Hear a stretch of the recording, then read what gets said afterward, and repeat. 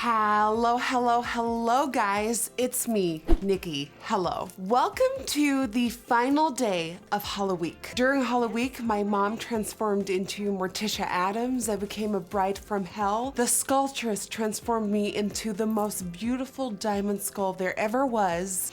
Not to toot my own horn, but I'm definitely tooting her horn. And then this week accelerated into total chaos because I did my makeup all by myself, all alone in a haunted forest. And yesterday, one of my all-time dreams became reality when I became a scare actor at a theme park and got to scare the living hell out of people. A lot has happened this week, and with my entire heart, I can say that this Halloween is the Halloween that I'm the proudest of. I went outside of my comfort zone. I mean, I sat in a haunted forest. Like, it doesn't get more uncomfortable than that. I went beyond my comfortable box and tried to give you something new. And to close this very special week off, today I want to get real with you. Over on Instagram, I asked everybody what you wanted to see for the final episode of Halloween. And even though there were a lot of Maleficents, a lot of Jokers, and a lot of transforming myself into Dylan, today I wanted to get a little bit more personal with you because that is something that I've been reading, that you've been watching me for 11 years and you don't quite know who I am. Today I'm gonna sit down because it's time for you to get to know me a little bit better and create a look inspired by my worst fear, death.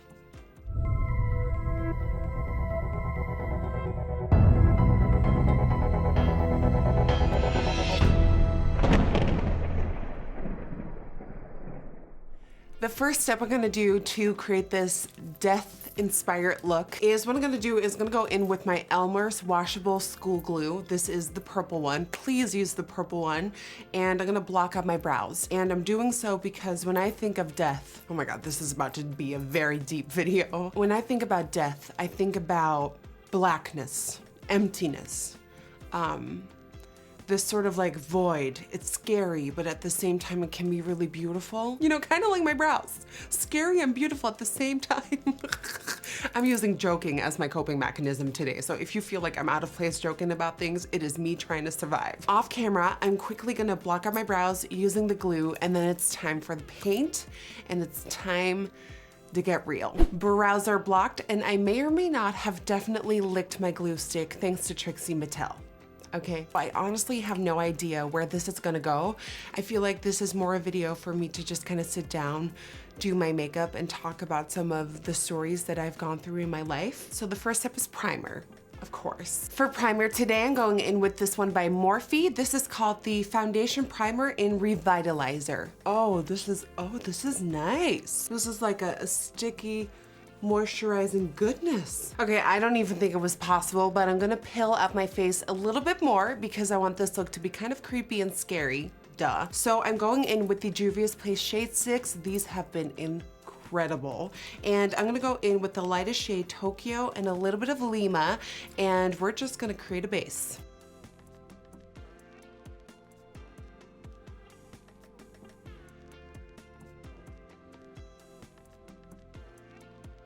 All right, let's start blending this in. Now, for those of you that are new here, hi, my name is Nikki, and I am 25 years old. I'm from the Netherlands, in case you were wondering where that accent came from. I have been doing YouTube since I was 14 years old. I have literally grown up on the internet. As a kid, I always got bullied because I was overweight, and I was the tallest out of my entire school pretty much. And I feel like as soon as you are different as a kid, the other kids will pick onto that and make it very well known. As soon as you don't fit the mold, you're too different to be accepted. And I feel like that is definitely what happened in my youth. But crazily enough, even though I got bullied so much, I still loved making new friends, loved joking around, and I always think that joking was part of my coping mechanism to sort of like deal with stuff or make people like me a bit more. Now, the people who used to bully me usually were teenage boys, hence why for the rest of my life I was traumatized and scared by teenage boys. Even sometimes nowadays when I walk somewhere and I see a group of teenage boys, I am very, very uncomfortable. Thank God I got better with it as I grew older, but teenage boys are like a nightmare to me. Like they scare the living hell out of me.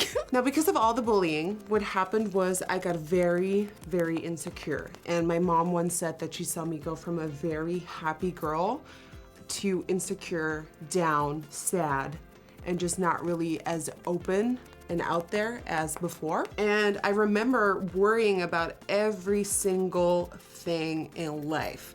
I was so insecure about my image, about the way I acted, about my voice, about my face, about everything in my life. At one point I got so insecure and I thought people were gonna get mad at me or bully me, that if I moved something or did something in a public place, I had so much anxiety that I thought someone was gonna yell at me or say stuff to me. I was scared shitless. That introduced me to death. I was so unhappy in life and scared and just, I didn't feel like I could be myself or walk straight or just own it. And that's when the first sort of like seeds of, and I'm gonna say it, suicide went through my head. And, wow, this is really dark. But there was always this other side to it. Death is so scary to me, so scary to me. It is nothing. It is nothingness. Like, where do we go? Like, once we pass away, do we know what happens to us? Do we still have thoughts? Do I get to talk to myself the way I do now on a daily basis? Like, am I in my head still an entity ready to communicate and like speak to myself? Will we, like, what comes after death? And just the thought of that is frightening to me. So every time, and I'm gonna get so real with you, every time I had the whisper of suicide, the other hand of like not knowing what that would mean, what that would entail, scared the living shit out of me. Even though I was so sad and broken, life is so beautiful.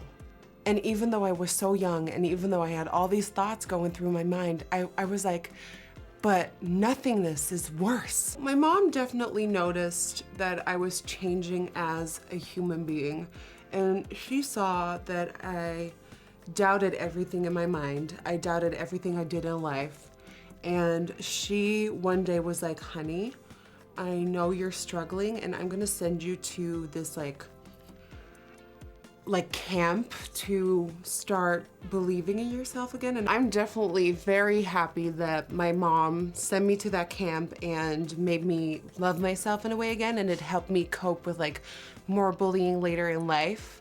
So Mama Tutorials to the rescue. Right now, I'm gonna go off camera and do one eye to see if I can translate my thoughts into this look, and then I'll show you how to do it. All right, one eye is done, and now it's time to do the other. I went for a more unique shape because I feel like death in and of itself is very unique, but still with a touch of glam, because there's like different sides to death. Like, we're talking about death like it's our best friend over here, but I went for this. I'm not done yet, there's more coming, but this is the first step. So first I'm gonna prime using my P. Louise base in 05.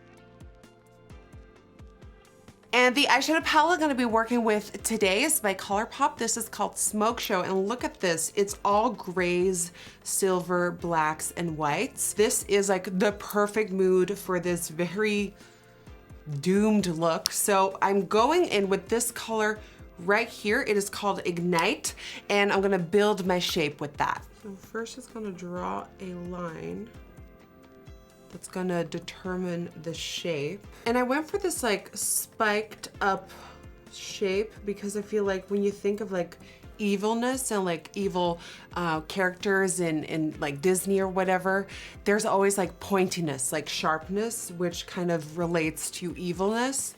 And death, I feel, can be very evil. So that's why I'm incorporating that vicious shape. Then we're gonna bring it down over the brow into this inner corner of the eye. And then also doing the same for the outside portion of the eye. So we're bringing it down right in here. All right, picking up a blending brush And I'm just gonna blend out this shape. I definitely want the main shape and focus to remain here where the point ends, but all around here it can be buffed and blended in. Who of you can think of death and get completely lost in your thoughts? I've had certain nights where I think about what death is and what happens when you die, and just the thought of becoming nothingness, of becoming nothing, I just can't wrap my head around it. Like I cannot understand how it would work. And then that usually results into me having close to a panic attack, completely panicking, anxiety city. But I wanna know who else. Like, some people can talk about death and think about death and be like, oh, that's fine, that's gonna happen, that's no problem. But to me, I get so lost in my mind, and I'm like, but how? Like what is gonna happen? Then of course it is well known that I lost my little brother recently. And many people ask me, has that changed the way you look at death? And it certainly has for me. You still have to do your makeup, you're not gonna cry. To me, it has changed my perception of death in a way that it can be merciful. My little brother, Mikai, was suffering so much at the end that death was almost welcome, because we wanted him to have peace and no longer feel all that pain and go into a different world. And I feel like that's what we tell ourselves, but did he go to a different world, you know? There's definitely signs that, and this is gonna sound so stupid, but there's definitely signs that sometimes he's around. Somehow we just know. And sometimes he lets us know.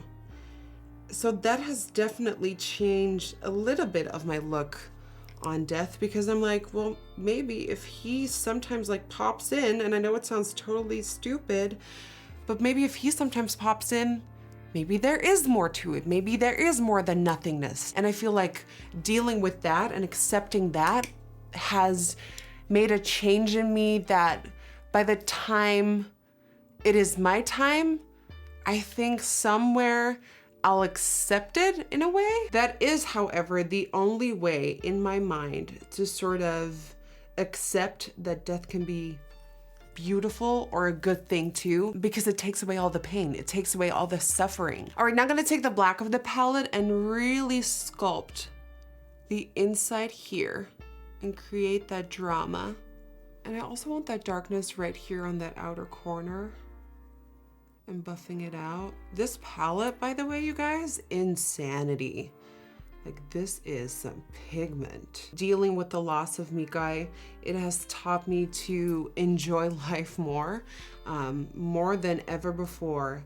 I choose to spend time with my family. I choose to not be on my phone as much. My priorities have just completely shifted, whereas before it was just work, work, work, work, work, career, career, career. You know, after my recent breakup, I totally gave up on life, and then I lost Mikai, and I was like, what am I even doing? Losing Mikai to me was the biggest eye opener of my life. It opened my heart up for love. It opened my heart to spend more time with family and really set my priorities straight. You know, when there's an online fight or when there's online tea and it's so little compared to real life problems, I'm like, you know what? Let's put it in perspective. At the end of the day, this is nothing. Health and people and love and just life is so much more important than some of the pettiness online. Whenever there's like a problem in my life, I look at it, I'm like, okay, there's ways to fix it. If I can't fix it, and at the end of the day, I'm still a healthy, good person that's there for my family, that's there for my loved ones, I'm okay. You know, nobody's perfect, but as long as I feel like you're a good person and you do what you can do, that is all you can do. All right, now on a big brush, I'm picking up that gray here. It is called Stone Face, and I'm using this to blur out the lines. Like right here, I start swiping and swooping it in, and it's gonna create that haze. Same goes for right here at that front. Create that haze, create that drama. You know, sometimes I wish my biggest fear was like spiders or something, because then I could just do like a spider look. This has to be like different and unique and intricate, and I'm like, I don't want to face this. I also get a lot of questions asking how I dealt with losing my little brother and like how I dealt with the grief. It took a long time for me to like talk about it without crying or like getting really emotional about it. And now I can talk about it freely. Of course, my emotions are running through my body, but I can talk about it. And I feel like it's so important to talk about it. I am definitely the one in my family who felt that I had to like stay strong for the rest of my family. I took it more upon myself. I focused more on myself. I didn't really let it out in front of other people. I definitely let it out in front of like Dylan and Linda and my mom. You know, dealing with grief is such a difficult thing, and I feel like you have to look inside of you and look at yourself, and only you know how you can truly deal with it. If you are a talker, talk about it.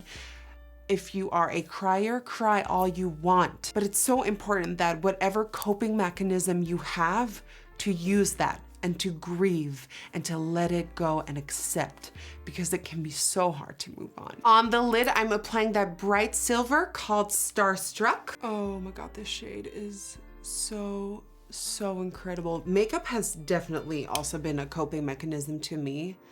You know, for the longest time after dealing with Mikai's loss, I didn't touch a makeup brush because I couldn't put my mind to it. And I definitely regret that, because as soon as the first time I picked that brush up again, it felt like I was coming back into my body and like I was coming back to my senses, and it grounded me, and it like, makeup is such a therapeutical thing to me. Like, it eases my mind when I have a lot going on my mind. I like to just sit down, turn my phone off, grab the brushes, and create. And it may not be the best look I ever create, but at least I get to have that experience. You know, so for anybody saying that makeup is just makeup, makeup is so much more. Now let's focus on the bottom of the eye. I'm going for this like crying, like run out makeup look, because I definitely didn't want this look to be perfect, because when I think of death, it sure as hell ain't perfect. And then using this Bdellium Tools special effects brush in the bent liner, I'm just picking up that Ignite shade, and I'm going to get a little messy.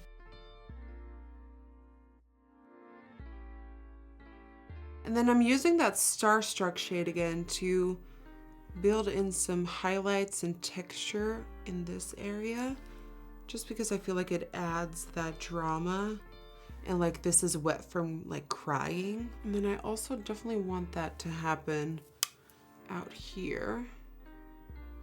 So now I'm gonna pop on some lashes off camera. I'm using the TL Mitchell No. 2 by Tati Lashes, and I'll be right back. So let's contour, shall we? Let's make ourselves look a little bit more like gaunt. And I definitely wanna create this more like sunken in look, so I'm really focusing on this here too. Some highlighter is necessary. Now I'm gonna paint a couple of thin white tears using some face paint.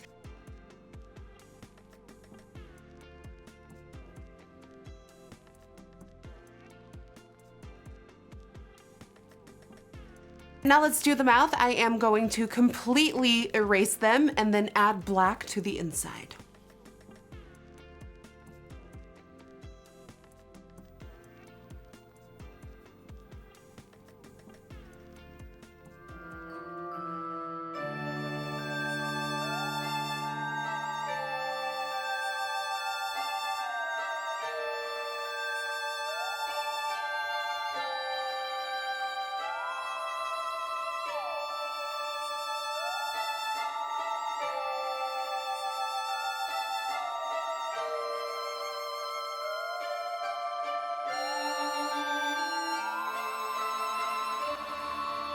And that, guys, completes this look inspired by my worst fear, death. It is This was a very special and different video for me to do. And for the upcoming videos I have planned in the future, I definitely want to share a bit more of me if you guys would like that. It's scary because I feel like the more you open up, the more it can be used against you. But I feel like after 11 years, I am ready. I want to thank you so much for an incredible Holo Week. Thank you for allowing me to push my borders, to get out of my comfort zone. And hopefully I will see you guys on my next video.